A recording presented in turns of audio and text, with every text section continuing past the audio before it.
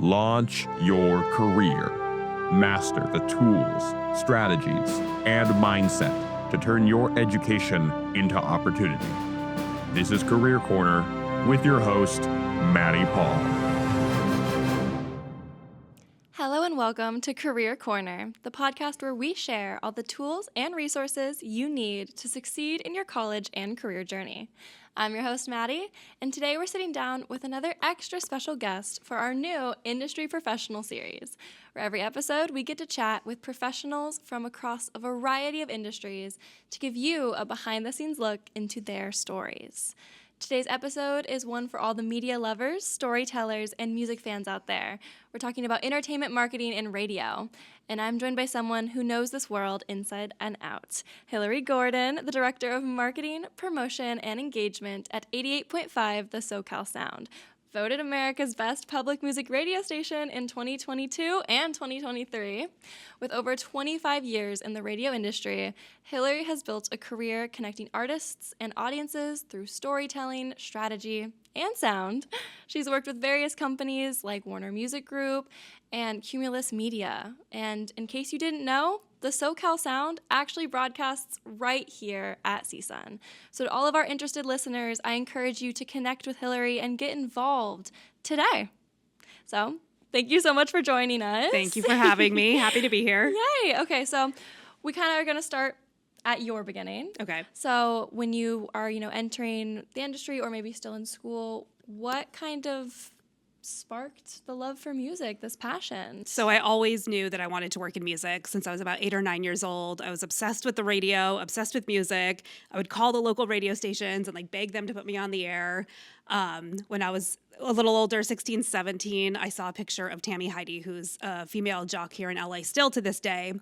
And she was hugging Billy Corgan, the singer of the Smashing Pumpkins. And I just loved the Smashing Pumpkins. Yeah, and it's going to be me. It's going to be me. Yeah. So I was like, how do I get paid to do this? Yes, yeah. So immediately after high school, I started looking for radio stations. And I found an alternative station in Santa Barbara called KJEE.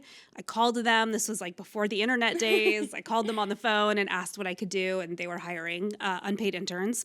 So I interned for them on their morning show, which included getting up at 4:30 in the morning, driving out there, making the jocks coffee, kind of running their errands for them. This was back in the day when they treated interns a little more unfairly than they do today. Yeah. So I did, kind of a lot of grunt work, but I also did some programming, and they let me go on the air here and there, and it was everything I hoped it would be. It was so much fun, and eventually they started paying me to do all that stuff. And the best result. Yeah, exactly. And I stayed there for about 6 or 7 years after that, yeah. While you were in school, what were you studying? So interestingly, I was studying creative writing when I was in school. I thought that the radio thing might be just a temporary thing to get me through school. And then I did end up getting a job at the LA Times doing some writing, and I hated it. Oh, there you go. Yeah, okay. And I missed radio and I missed music so much. And I actually tried another couple writing gigs. I ended up getting my master's in writing and a couple other gigs, and it wasn't where my passion was. I missed the radio and I missed the music, and so I always came back. Right, and I feel like it's important to try at least. Exactly. Yeah, dabble, put your foot in, but when something clicks, you know it. You know it, yeah. And you don't know unless you try. Right. So I could be sitting here wondering to this day if professional writing was where I should have gone, and I know it's not. Right. So when you were starting, when you started getting paid, so no more coffee runs. Yeah. What was that early day-to-day like of your role or the responsibilities they gave you? Yeah. So I was technically a receptionist is what my title was, but it involved a lot of programming, which I loved. So essentially I would get a playlist that the program director or music director had made, and my job was to go through it and kind of massage it out and make sure it sounded good on the air. Eventually I was given a weekend shift on air, which was really, really fun because to get paid to talk about music is the dream. Yes. So I kind of just worked my way up the ranks at KJEE and made myself really invaluable by learning everything. So I learned production, I learned programming, I learned how to go on the air, I learned how to get us on the air if we were, booted off the air for whatever reason. And I think that's, some of the best advice I could give is make yourself invaluable to a company. And learn as much as you possibly can and offer to help in other departments where you can and learn their jobs and their roles, because that really makes you a valuable employee. Right. I would say, yeah, that element of being proactive Yep. and that like maybe the role says receptionist, but it's like how many other things can I fit into this or can I help with? Exactly. And I mean also just saying that you want to be a part of something. Exactly. Like, hey, like I did my whatever job, like can I do something else? Or like can I be a part of this project? Yeah, exactly what Yeah. it is. Yeah. Okay. Was there any specific project maybe early on that like sparked like a I don't know. The spark was already there. The so I spark guess, has been there yeah, for a long time. But any like moments that stand out that maybe like a skill that you learned along the way that you feel like, yeah, like this is exactly what it's gonna be. Yeah, so I think I started out loving music, which is why I got into the radio industry, and it's turned into loving radio in general for so many reasons. I love the history of it. I love that it goes way back. I love that it's overcome so much. I love the fact that when I started in the year 2000, Napster was just coming out, and so radio was supposed to die, and radio was supposed to die when the television was invented, and radio was supposed to die when Spotify came around, and through it all, it's persisted, and it's just so cool to be a part of that history and that longevity and that tenacity that radio has. And everyone who works in radio is passionate about it. No one's there for the money. No one's there for the accolades. Everyone's there because they love the industry. Yeah. And I think that's the story with a lot of people is you start out because you're a music nerd, you love the music, and then you end up loving the industry and loving the medium. Yeah, so considering the like longevity of radio and how new mediums pop up, there's new ways we consume and listen to music. How have you seen like adaptation or maybe things that have just remained steadfast like in the radio industry? Right. So yeah, there's always going to be competition. It's really fierce these days as we're now in a streaming world and an internet world. And so radio, like any industry, has to adapt or you die. And so with that has come our own streaming platforms and our own apps and our own digital footprint. And like we say at the SoCal Sound a lot, we're not just a radio station anymore. We're a multimedia company. So whenever there is a campaign for anything, it includes, social media posts, website, blog, all those things, oftentimes video that we put out on YouTube and our socials. So it's like any industry, you have to adapt or you're going to die. And the terrestrial signal, it's something that we really lean into. And I forget the exact statistic, but it's in the 90s, 92 or 93% of Americans listen to the radio every day. So it's something that's not going to go away. It's something that has been chiseled down definitely by all the other mediums and all the choices that people have. But again, it's a tenacious medium, and I think it's going to be around for a long time. For our listeners and our music nerds and people who maybe want to break into that, like that industry, what type of like roles are there? I mean, you started as an intern and grew into it, but maybe just exploring like what type of roles can you, if you're from a marketing, a business background, if you're more communications, like how can you contribute to maybe your dream industry? Yeah, it's all there. So the radio station, we have all of that. So we have, people tend to be really interested in going on air, which is obviously a component, but such a small component to the entire radio station. There's also programming, which is really fun. You get to program the music, you get to pick the music. We have a music director and program director, and they work together to create these playlists. It's really fun. You network with all kinds of other music industry people. We have a marketing department, which I lead. We have promotions, which I lead. But yeah, we have membership in the building, we have production, we have promotion, we have our business manager, we have sales. So it's like if any of those spark your interest, you can get your foot in the door at a radio station. Yeah. So in this like early stage for a lot of our listeners, I think like the main focus of what we're trying to do here is bridge that gap that like it's not that hard to get the foot in the door, and we're here to help you. Right, absolutely. Like the power of mentorships. And I know you just were at our career fair. Yep. Shout out to our career fair, where you can talk with professionals in industries and learn how to get going. Yeah. So if we're speaking to them, what are some day-to-day or some things they can do today to like start getting there, Sure. like in this early stage? Yeah, absolutely. I mean, internships, I'm a big fan of because it's how I got started and it's how I've seen a lot of people start their careers. Yeah.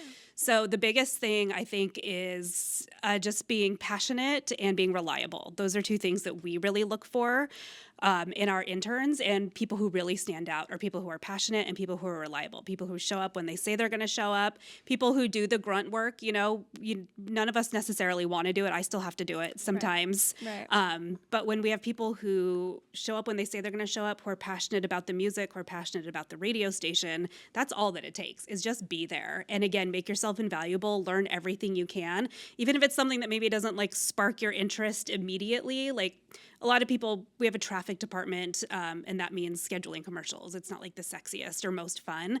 But if you're someone who can fill in for the traffic director when they're out on vacation, you've become an invaluable part of this station.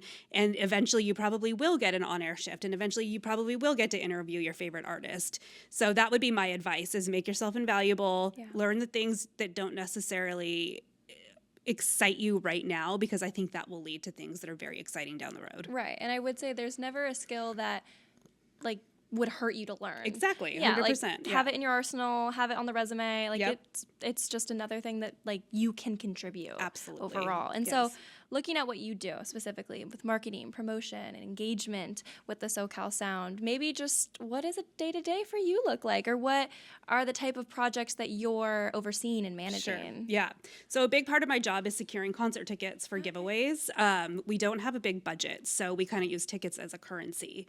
So a lot of times, like with our street teamers, our volunteers, I can't pay them in cash, so I'll offer them these amazing concert tickets. And on top of that, we use it to try to get listeners to come in and become members. When you become a member, we're a public radio station, which means we have no commercials and we're completely funded by the public, by our members. So as a perk, we offer them free concert tickets. We have pledge drives. We have 2 big pledge drives every year. And we incentivize people to become members with these amazing concert tickets. So I talk a lot to the record labels and to the promoters about how we can do some trade and how we can secure concert tickets. And that's a large part of my job. Yeah.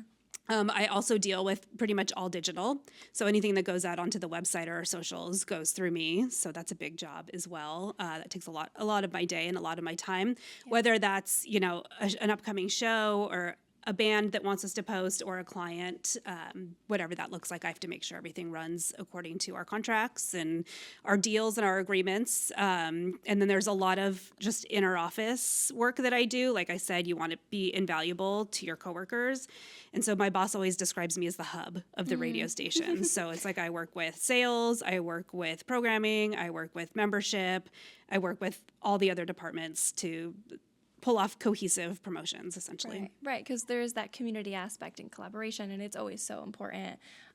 So when you're approaching like a campaign or a project, and especially with socials and the outreach that you do, is there like a team that you get to bounce off with, or do you bounce off with the different heads of your team? Yeah, so my team has 3 people who I work very closely with, and they're amazing. So I'm always kind of bouncing ideas off of them, and then again, all the other departments. So for membership, let's say we're working right now on doing a big drive away to Arizona where we're giving people gas money in a hotel and concert tickets.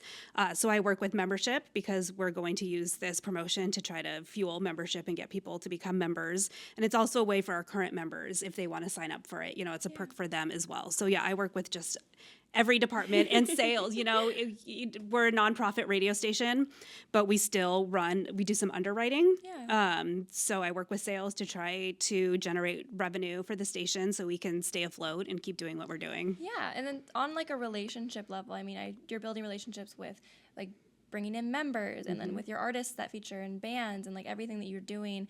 How do you approach like building and maintaining those relationships with radio and the people that listen? Yeah, so what I always say, and I will say it always, is it's about community. So it's the only thing that separates us from a Spotify playlist or a Pandora playlist or Apple Music playlist is that we are community.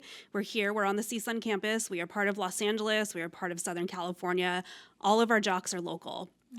Even someone like me, like I was telling you, I live in Ojai, but like I drive in, we have some jocks down like south, everyone drives in, everyone is part of this community.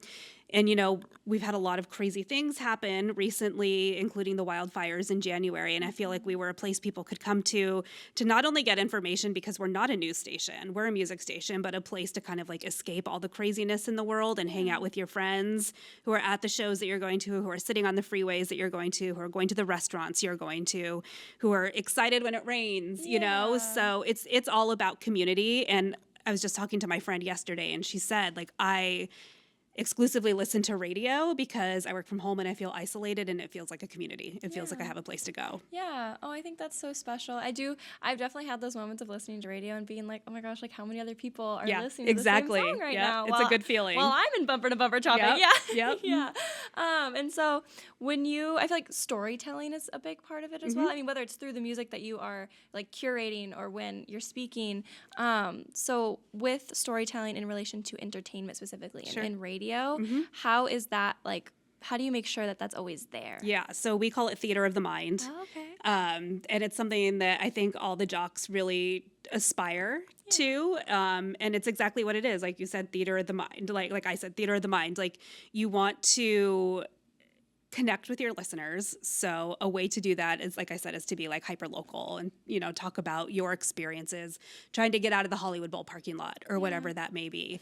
And we do a lot of kind of like, picture this, front row tickets for this band or that band. And like, what's so special about the SoCal Sound is the number of jocks that we have. We have so many jocks from so many different backgrounds, and they all have a crazy history. And so just being able to talk about that on the air as it relates to the music that we're playing, I think is huge. I always say if you're on the radio, you want to sound like someone's like kind of cool, like older brother or sister. Like you want to relate to them and be able to speak to them and not at them, but also like you have some access to some shows and some bands and some celebrities that maybe they don't, and we get to talk about that and relay that to our audience. Right. And like that aspect of awe. The like, you want a little bit of that, but you also want to be their friend. Right, so you don't want to be like too untouchable, but a little cool. Right. Keeps them listening. Exactly. That's what we're hoping. Yeah.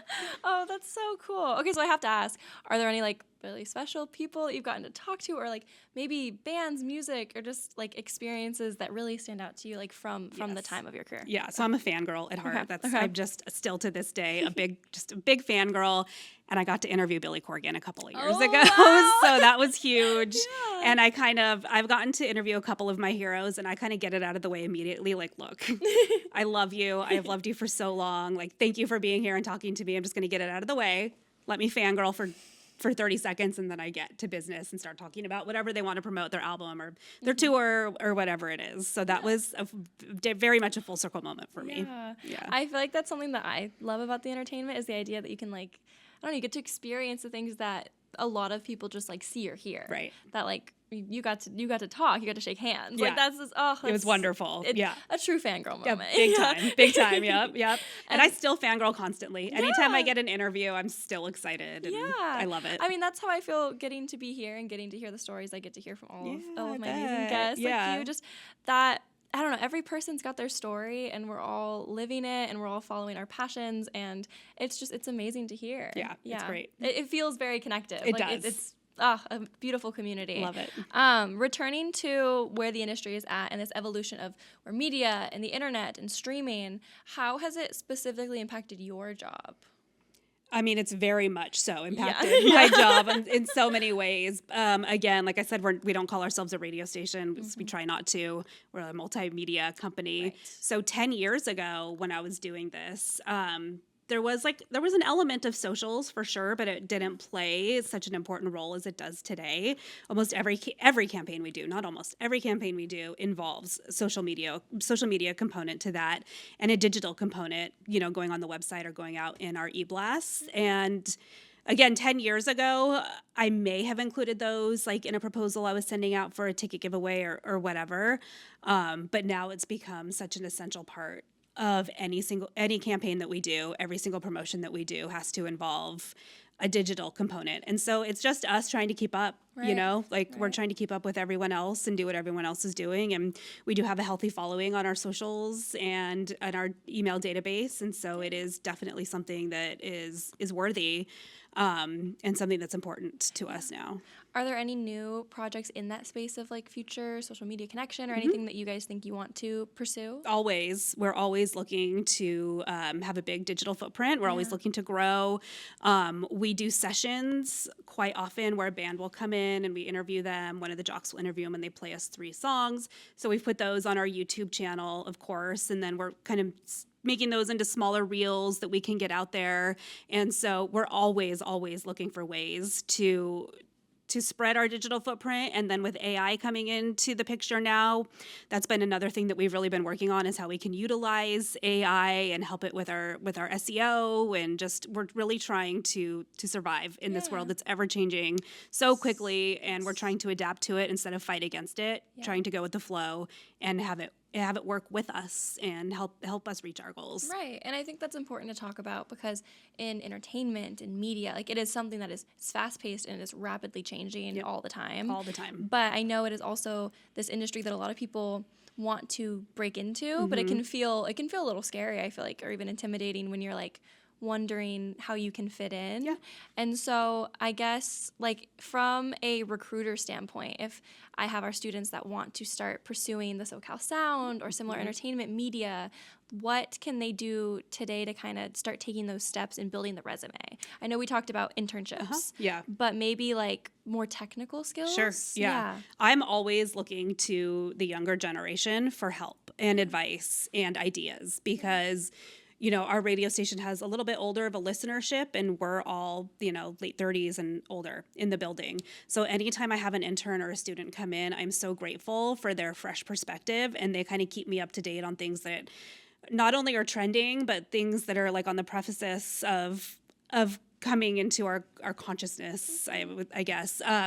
So they always have ideas that I never, ever would have thought of, and I'm so grateful for that. So just even being a young person out there who has their thumb on the pulse and who knows what's going on and can inform me, I'm all for it. Yeah. So just paying attention to how things are changing. And if you can bring those skills, if you could teach me how to make a TikTok video, yes, please, because I don't know how to do that stuff. So just being a young person and being in tune with what's going on is invaluable. Yeah. And not being afraid to speak of like the ideas and what you have. Exactly. Right? Bring them to the table. Yeah.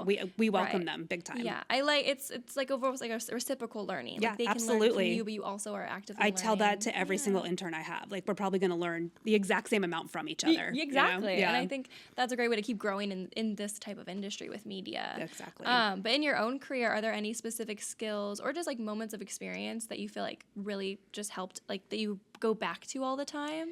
I wouldn't say any specific skills, because so being on the air is a skill that everyone thinks they can do it, and it's not true. It's scary being behind, as you probably know, it can be scary to be behind a mic and sound natural. So like that's a skill that I have developed. But again, it's been more, I think, my attitude that has gotten me to where I'm at, which is where I'm willing to help whenever help is needed, and I'm willing to help other departments.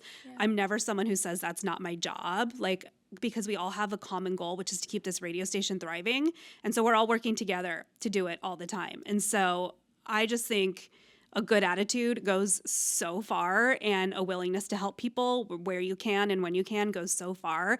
And again, I think, I have a former boss who always reminds me, and I don't even remember this day, which is crazy, but we had a computer crash and all our music was erased. And he was like, you came in and you put every single song in and you worked the entire night. And he's like, I've never forgotten that. And I was like, I did? Well, yeah, I guess, I guess I did do that. Maybe. So, so it's just that willingness to really, have your company's back and have your coworkers back. And it's easy when you're passionate about it. It's easy when you love the product, and that would be some more advice I would give, is find something you're passionate about, and this stuff comes natural. It comes easy. I think that's what I love the most about your story, is that you really can speak from a place of like, it's pure passion that you've made into your career. Right.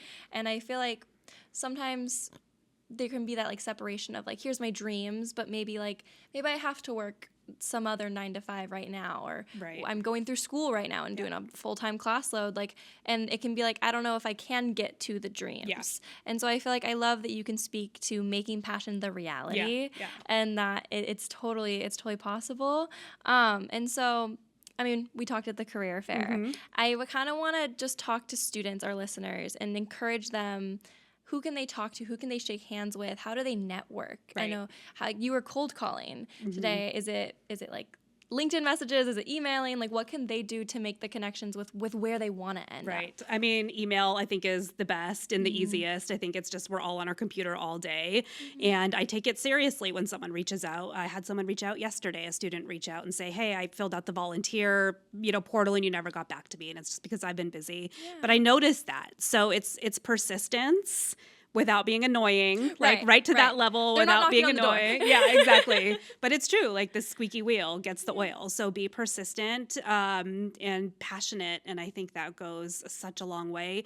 Email, look up to you look on the website of the company you're interested in, know it well, learn about the company, learn about the roles, and then reach out and send your resume and express interest. And I think it's always smart when if someone came to me and said, I love the SoCal Sound because I heard that Oasis were getting back together or whatever. Mm-hmm. If you're specific about something about the company, I think that goes a long way too. Right. It shows that it's more than just the job or the paycheck. Like Right. it means something Exactly. to you. Yeah.